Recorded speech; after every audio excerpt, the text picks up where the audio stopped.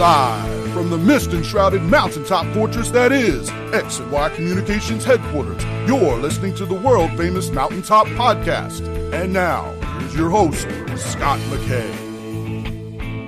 All right, how's it going, gentlemen? Welcome to yet another episode of the world-famous Mountaintop Podcast. As always, I am your host, Scott McKay, at Scott McKay on just about every major social media platform and on YouTube, where I'm at Scott McKay. Got some new stuff for you there, by the way. At Real Scott McKay on Instagram. The website is mountaintoppodcast.com. And if you haven't joined the Facebook group at Mountaintop Summit on Facebook, you are definitely invited, and we'd love to have you there and join our group of men who are becoming better men and becoming better with women. Now, gentlemen, today we are going to cover a topic that you just don't hear covered, well, in a whole lot of other men's dating advice outlets for sure. And indeed, a whole lot of guys, you know, kind of beta type guys, if you want to use such a word, really don't even care. It doesn't even come up in their imagination. But as men who are leaders, men who want to excel with women and live their best life and, well, leave the world a better place, and who care about the people they love and the future people they will love someday, it's a huge topic. It's right up there with leaving a legacy. What I'm talking about, of course, is how to be the patriarch of your family. And that's kind of a loaded term, patriarch, nowadays, and I'm sure we'll talk about that a little bit, along with the meat and potatoes, as it were, of the topic itself. With me today is a returning guest. His name is Elliott Katz, and he is an author on relationship issues. Among his books that you will be able to find on my Amazon influencer page, right at the top of the queue, if you're listening to this episode right after its release, are Being the Strong Man a Woman Wants, Timeless Wisdom on Being a Man, and another interesting book called How to Get Your Man to Wear the Pants So You Don't Have to. So you can see the former book is written for us as guys, and the latter book is actually for women. So Elliott covers all his bases here. Elliott, welcome back, man. Great to be here. Now, remind me where you're located. Toronto, Canada. Toronto, Canada. Now, if there's any place where I hear the women are beautiful and the men largely have no idea what to do with that, it's got to be Toronto, Canada. At least that's the reputation. Well, I think there are beautiful women everywhere. You just got to have your eye open to them. Well, I suppose that's fair. But I will say, maybe I'm spoiled and a bit biased, because here in San Antonio, man, we are just replete with beautiful women. I've been to some other metro areas, even right here in the States, where, well, you know what, I can't say exactly the same thing, at least to the same degree. But I do indeed hear that Toronto's got some wonderful, urbane sweethearts up there who really know how to treat a guy and are easy on the eye, too. And I think that's fantastic because, well, it means you probably have lots of experience to draw from when you're writing your books and talking about how men and women relate, yeah? Well, I think there's universal wisdom. It's not just how beautiful the women are in Toronto, but I think there's a lot of wisdom that men today need to learn, that for a lot of reasons men today haven't learned. And that's really my goal in writing these books and doing these podcasts, is to share these insights that can really make a very positive difference in your relationship. I think that's fair. So let's get to the heart of the matter here. When we're talking about being the patriarch of a family, what are we talking about there, Elliott, and why should a guy even care? Well, a patriarch, what is a patriarch? You know, the word patriarch sort of got some bad press because feminists would talk about patriarchy and as if that's a bad thing. Or the patriarchs, you know, when I see the word patriarchs, I think of the patriarchs in the Bible, Abraham, Isaac, Jacob.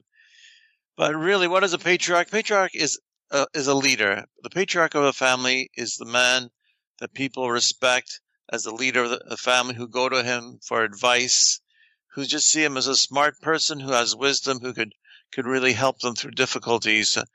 And, you know, it's interesting you say, like, people don't really think, oh, it's not all that important. It's very important. You know, whatever the most important thing when I teach men about being a leader in a relationship in your family is to realize your wife wants you to be the leader. It's not about being controlling. It's about taking responsibility for your family and being a leader of your family. And that makes your wife or your girlfriend feel safe and protected. And she wants to feel safe and protected. And if you don't make her feel safe and protected, she loses respect for you. There's so many men, and I coach them, and they say, I try so hard to please my wife. I do everything she wants. Whatever she asks me to do, I do. And she has no respect for me. Why doesn't she have any respect for me? Because that's not what she wants. She wants a man who's a leader, who's the patriarch.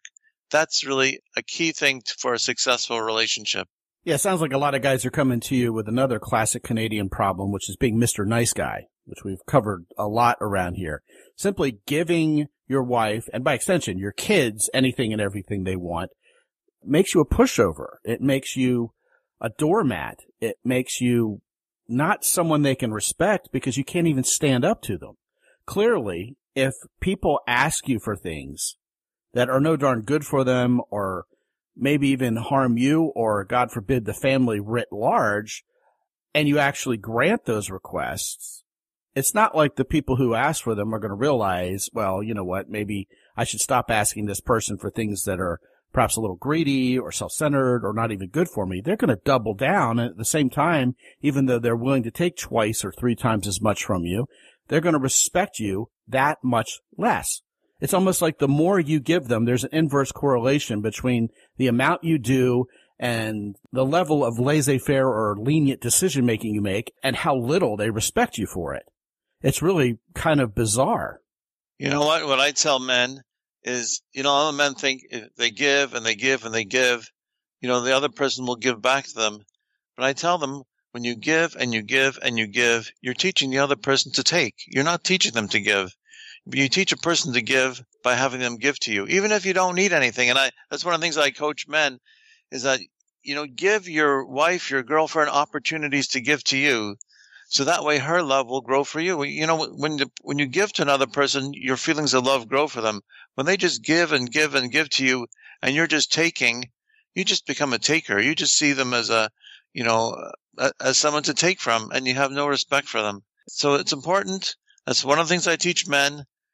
Give to your girlfriend, give to your wife. Of course you should, but give her opportunities to give to you. Not that you want to take from her, but that her feelings of love will grow for you by giving to you. I think that's really important because, first of all, if someone gives back to you, that's reciprocation. And that provides much needed balance in any kind of relationship, not just a romantic one, but even a business relationship with your business partners or even between businessmen and their clients, et cetera, et cetera.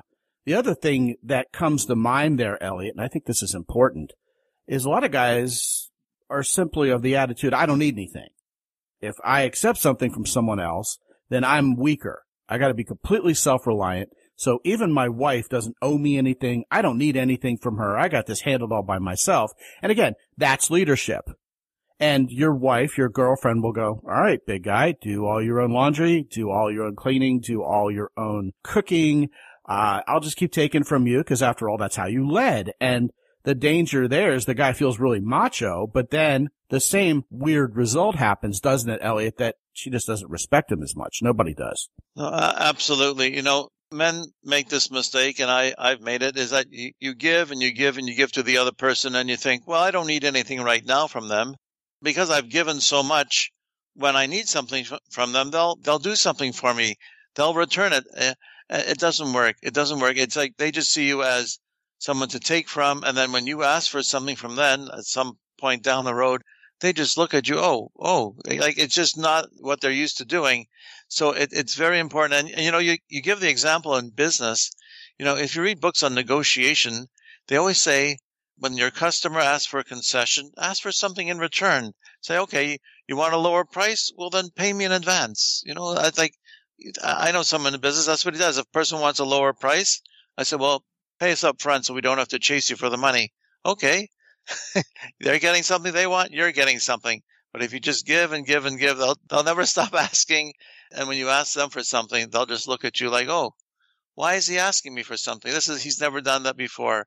And you know what? The sad thing is, these people, these men that you coach and I coach are good people. When he gives and he gives and he gives, he wants to give. He wants to be a good person. He doesn't realize that, if you're just being a pushover like that, if you're just being, a pleaser, they won't respect you in return. So it's important.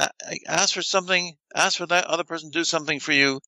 Not that you need to take from them, but they have to give the opportunity to give to you. Yeah, you bring up a good point.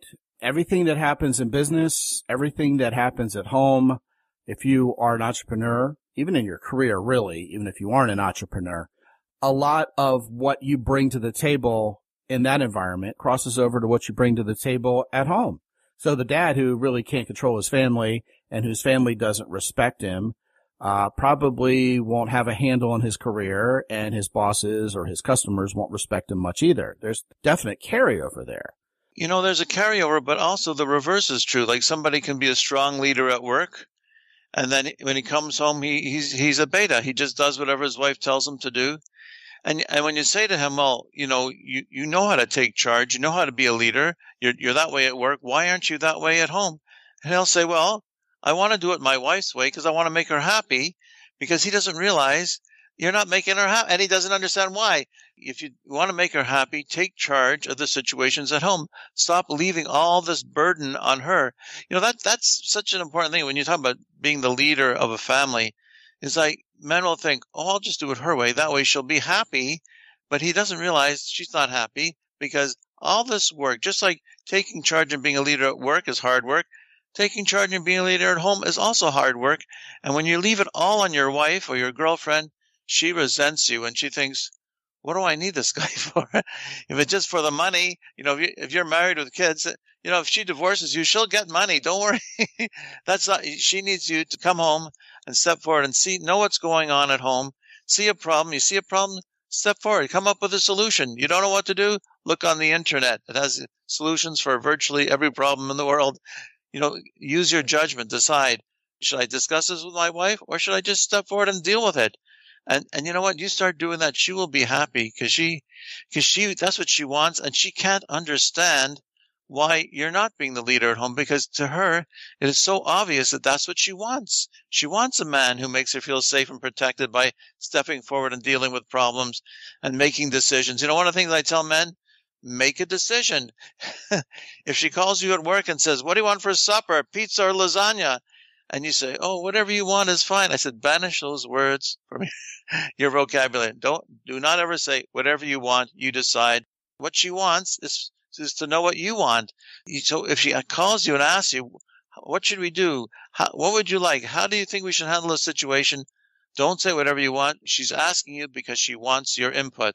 Yeah, there's a lot going on there. Obviously, it can be complicated. Like the example we like to throw around here is if you're a military officer and you are very effective at it, it can be somewhat fraught to bring that attitude home with you. So a lot of times it isn't that the guy didn't want to be a leader at home. He just, felt like it could be a little dangerous to take the kind of leadership style he's used to and apply it to his family. So the next thing you know, he's a little confused.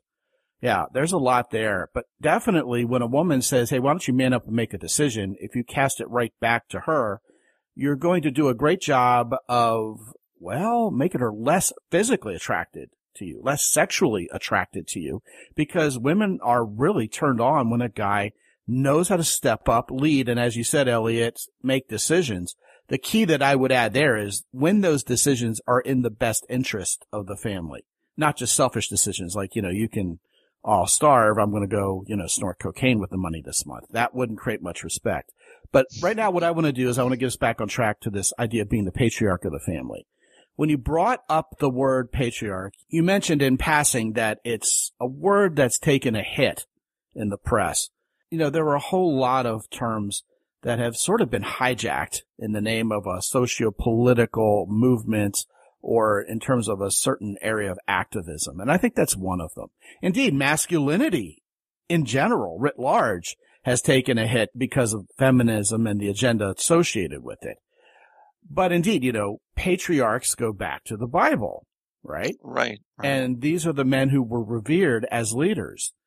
And yet, if you talk about the patriarchy, right, that is seen as a scenario where men are lording it over women and children and perhaps other people who are oppressed by being abusive or being too controlling. And we're told that has to come to an end. Yet, at the same time, we're told our masculinity is all about fighting and wars and being violent. But the truth of the matter is there is virtuous masculinity, which is leading in the best interest of those we love. I mean, that's a key component of it. And making decisions that are wise decisions. And let's face it, in the context of a group of blood relatives, there is going to be someone who rises to the top. Now, there are certain cultures where matriarchy is more common than patriarchy in the context of a family unit. And I will say this, if you have a strong woman who is capable of being the matriarch of the family, that is exactly what happens sometimes. But I think in a scenario where there is a man who is capable of being the patriarch of the family, then that guy will be the go-to leader for everybody in the family, perhaps going down to cousins and nephews and nieces. Now, there are lots of examples, right? Not only in the Bible, but also in popular culture. Anybody who's following the whole Yellowstone saga, even back to 1883 and 1923, and of course the Yellowstone series itself, is familiar with there being a man who is the head of this family. I mean, it goes back to what? The Waltons and practically even every sitcom out there, for better or worse, right? I mean, the ironic humor of a guy being the patriarch of a family who's incompetent, I don't think is lost on a whole lot of people, and there's certainly examples of that.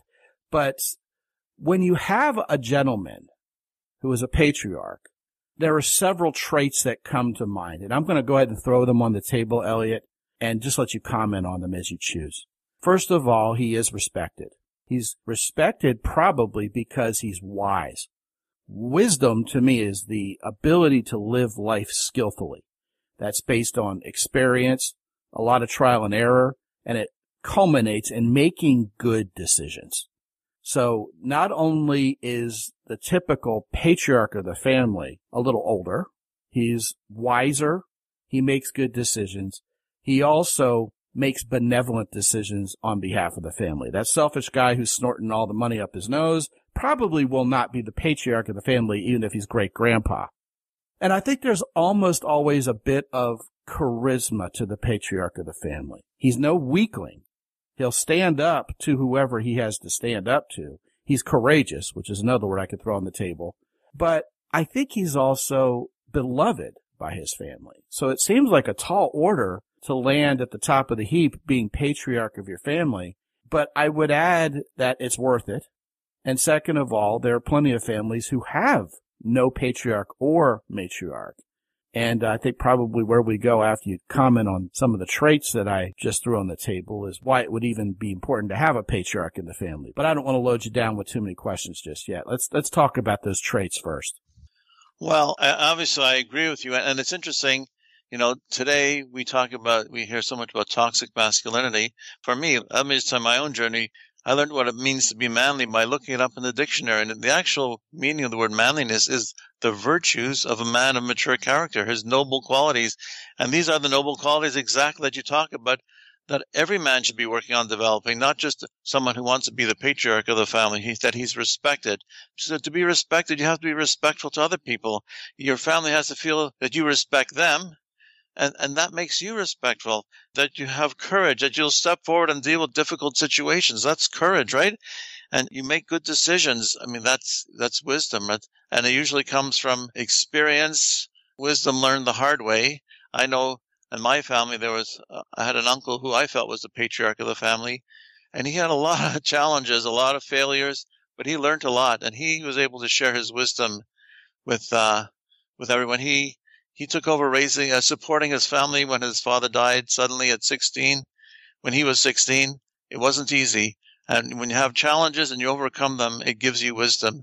And that's what makes a patriarch. I think you're absolutely right. And it's not just like someone who's the leader of the family. These are traits that all men should be working on developing. And that's why, in my book, that's really what I'm trying to tell people. I know my own experience where I've worked on developing these traits. It makes all the difference in the world. You mentioned several times now this idea of women making all the decisions, calling all the shots, and men being sort of passive about that. Years ago, we had a guest on this show who talked about why men don't go to church anymore. And one of the reasons he cited was that it's typical of the male psyche to let women be in charge of things once they have it handled. In other words, if the women got this covered, I'm going to move on to a bigger, better challenge. The example I believe he gave was, okay, if you have kids in school and mom's riding herd on the PTA meetings and making sure the kids are getting good grades and their lunch is made in the morning, then the dad will happily let the woman do that and move on to something else. And what typically happens in a church setting is the women have everything covered in church. So men feel like, well, I'll just come on Sunday at best and kind of be a spectator and go home. I have no need to be directly involved. And the other thing he said is men are typically providers as well as protectors. And in the first world, 20th and 21st century, men had less ostensible, obvious need to protect anything. You know, there's no warring tribesmen. There are no wild animals that are going to come ravage your cave or anything like that. So men can sort of just sleepwalk through life. And if the women have things taken care of, they got it taken care of. Well, I think sometimes, to your point, Elliott, men get a little lost there. They let women take care of everything, but then that part of them going on to something bigger, having a little bit of ambition, mixing in some growth mode in there, they just let slide. And the next thing you know, the women got everything covered. They're already planning the vacations. Your whole social life is planned for you because the women are more social. And next thing you know, you're literally along for the ride. And those guys shouldn't wake up someday when their wife respects them less and are attracted less and wonder what happened, because I just described exactly what happened. You got to man up in some way. You've got to make decisions that are in the best interest of your family. I talk all the time about what I call the suburban sleepwalk around here, Elliott, which is where we get in a mode, we get our setup all dialed in, and then we set it and forget it, because nothing's going to require me to change anything. And what ends up happening is guys get to be 40, 45 years old, and they've got everything okay, not great, but passable, and the pain is just never enough to want to change it. Because, you know, life's okay. I got a wife, couple kids, I go to a job in the morning, pick up a paycheck, we take 2 weeks of vacation every year at the beach, you know, we Gucci. And then next thing you know, they die there. I mean, that is the end of their life story. And I just don't think that turns women on. I don't think it gains respect. And I don't think that's how the patriarch of a family ever acts passively. Well, obviously, you're absolutely right. And the interesting thing is you talk about the man who's 45 and, you know, things are okay. Well, it could be any age, really, if you think about it. Okay, but you know what? It usually happens, well, after the age of 40. This is what I've seen. But what happens is then the woman says, I've had enough of this. And she decides she wants a divorce. And that's when he's in so much pain that he realizes, what did I do wrong? What do I need to learn? And what do I need to do differently? And that's when they turn to, like, my books. And I've had, you know, if you look on Amazon, you see these so many comments. If I hadn't owned this when I was married, I probably wouldn't be divorced. Why didn't someone teach me this when I was still married? You know, she just doesn't want to have to plan the vacations to have a husband who just leaves everything to her. You know, it's just, but men don't realize it. Men think, oh, it's okay. It's not so bad. Like you're saying, until she decides I've had enough, I'm getting divorced. And that's when the pain sort of forces him to say, I've been married 20 years, 25 years, and I didn't know how to be a man in the family. I thought if I brought in the money and I paid for our house, that I'm being a good husband and father. He doesn't realize he's not being a patriarch, he's not being a leader, not being decisive. All these things that you said, the most important thing that men have to learn is that this is what women want. They really want this. And so much we hear in the media says, oh, don't be controlling, don't be toxic, don't make decisions, let her decide everything. I was with a psychologist on another subject, but he says, I do marriage counseling. I tell men, just do whatever your wife tells you to do. But I've had women say to me, when I have to tell a man what to do all the time, it makes me feel like he's a child and I'm his mother, and I don't want to be his mother, and I don't want to be intimate with a child. Well, yes, exactly. A woman can't be your mommy and your lover at the same time. Absolutely. That's a well-traveled fact of life. Let's visit upon this fact that a lot of men will happily, over the long term, lead women into a vortex of boredom and lack of fulfillment. And what that does is it makes a woman insecure not only about the present, but the future. Yet, women will stay silent, bottle it up, and follow their man until someone else comes along who leads in a different direction and sparks them a little bit where they haven't felt that spark in years. And the next thing you know, she wants to lead the guy. And too many guys, Elliott, start blaming women for this. Oh my goodness. See, women are all solipsistic and they are all just waiting to trade me up to a more handsome, richer guy. Well, listen, I can tell you firsthand, I was in a marriage with a woman who was crazy, very manipulative.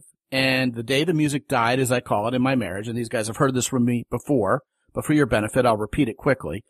I told her one day, hey, you know what? From now on, I give up. You can have anything you want. I'll do whatever it takes to keep this family together. Don't take our little daughter from us. She respected me less, treated me worse, and ended up serving me papers sooner than later. Well, now I'm married to a woman who isn't crazy or manipulative, and I have the wisdom, there's that word, gained from making the mistakes the first time around, probably, definitely, and a few other incidences of being kicked around the block a few times in my adult life. I now know I have to put my foot down and wear the pants in this family. I have to read the room. I have to know what the needs of the woman in my life and my kids are. So when a woman says, I need a man who listens, it's not, I need a man who obeys. It's, I need a man who is willing to sit with me and know what the needs, wants, fears, dreams, etc. of me as his wife and our kids are, so he can be the man, put on his big boy pants, and make decisions that are in the best interest of this family. Because that's just how women are wired. They want a man to do that, and then they get turned on as a result. So if you want a woman who's turned on for years and years and years and doesn't go leave you for some other guy, well, that's how you do it, is you step up and you care about your family enough to listen first, make decisions that are right decisions, and, in the event you make a bad decision, well, you go fix it. Absolutely, Scott, you're absolutely right, and that's exactly what I say in my book. Know what's going on and listen to people, take an interest in their lives so you know when you need to step forward and be a leader, and that's what it means to be the patriarch. And you know what's interesting? Women will leave you, but not necessarily for another man. They're just fed up with you, and they'll just leave you. And I meet a lot of divorced women, older women, 50s, 60s. They're divorced. They've been divorced a long time, and they haven't found anybody else, but they just cannot take being with a man who they felt was like a child.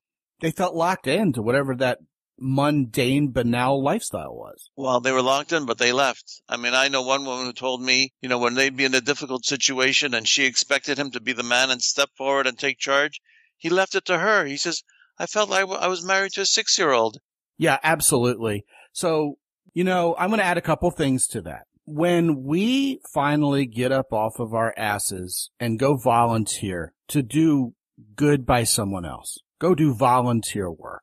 We go work with Special Olympics, Habitat for Humanity, or anything like that. We get involved with a cause that helps people who are less fortunate or underserved. It isn't until we actually go do that we realize how much we get out of it, how much better we feel in leaving the world a better place.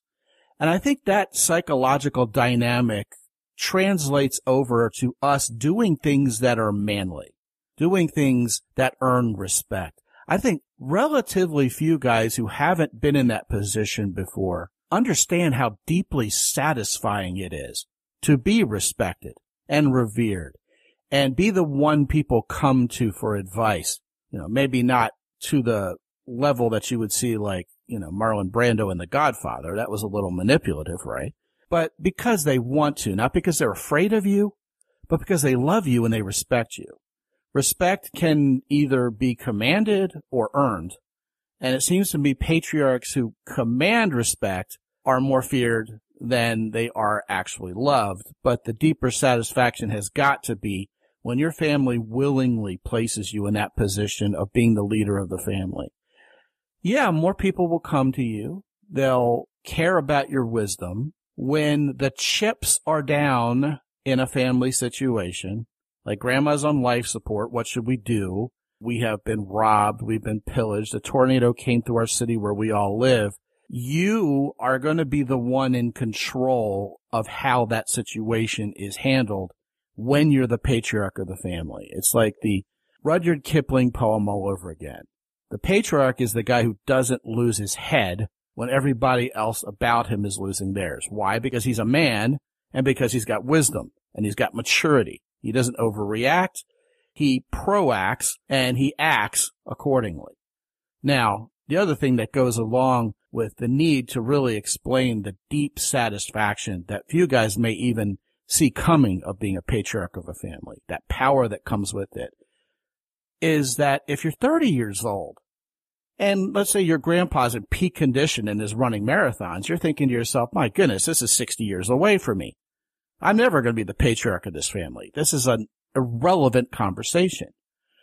Well, you see, when you're 30 years old and you have a young wife and a couple kids, or you're 35 years old, wherever you guys are right now, if you're acting like you're a member of the future patriarchs of America, your wife is going to grant to you, your kids are going to credit to you that same level of respect as if you already are. She sees that potential. Your kids see that potential.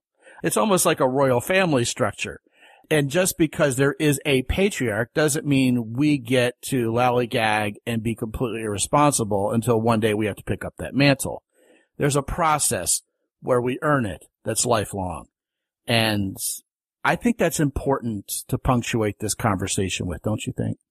Oh, absolutely. Absolutely. Being a patriarch is an earned position. You have to have the, if you're irresponsible, if you're, you want to lead people down the wrong way, you're not the patriarch. People won't respect you. People will respect you when they see how you've lived your life and when they go to you and ask for advice and you say, oh, wow.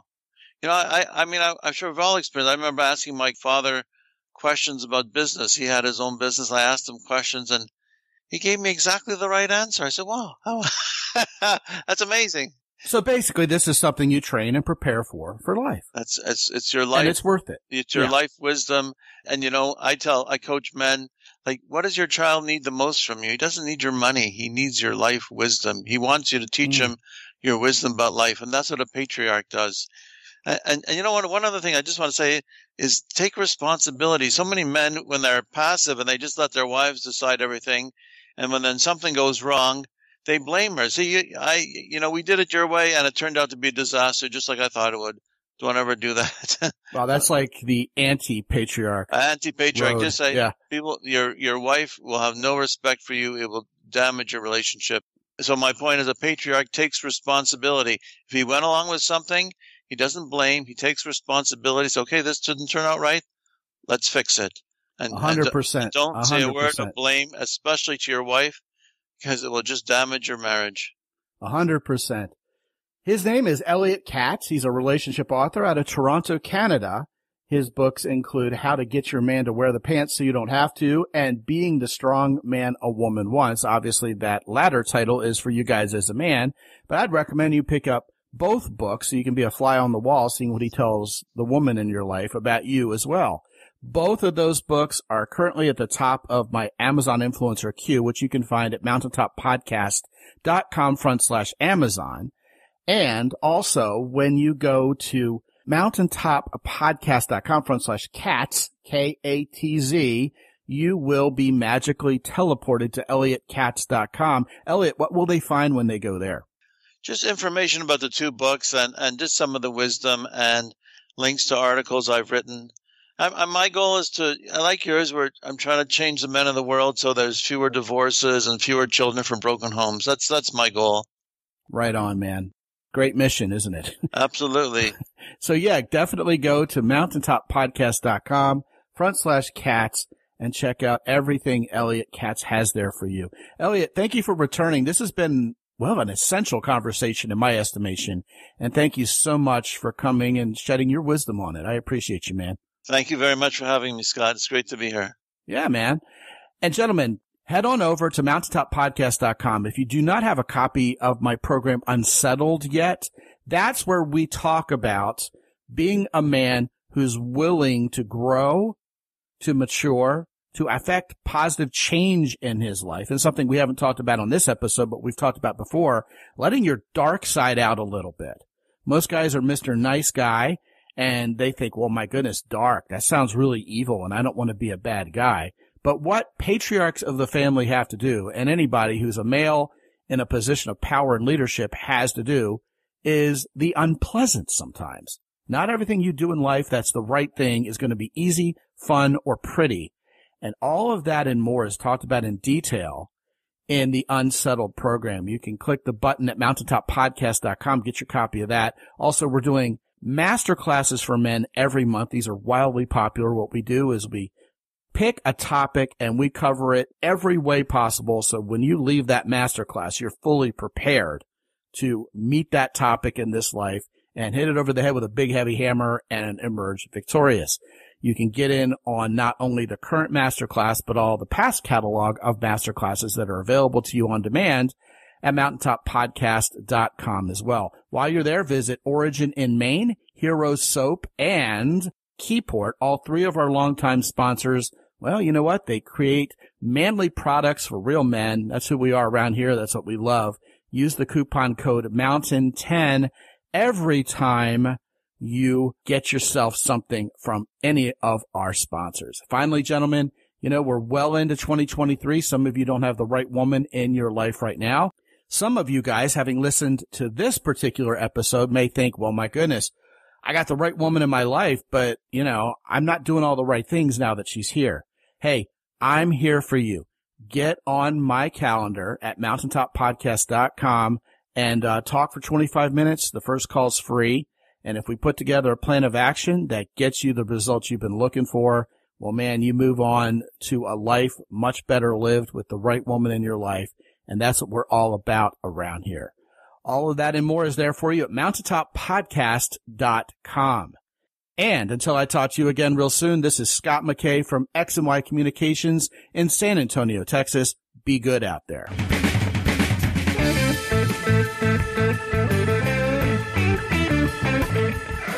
The Mountaintop Podcast is produced by X&Y Communications. All rights reserved worldwide.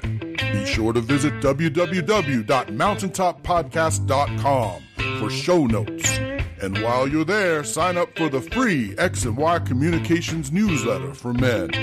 This is Ed Roy Odom speaking for the Mountaintop Podcast.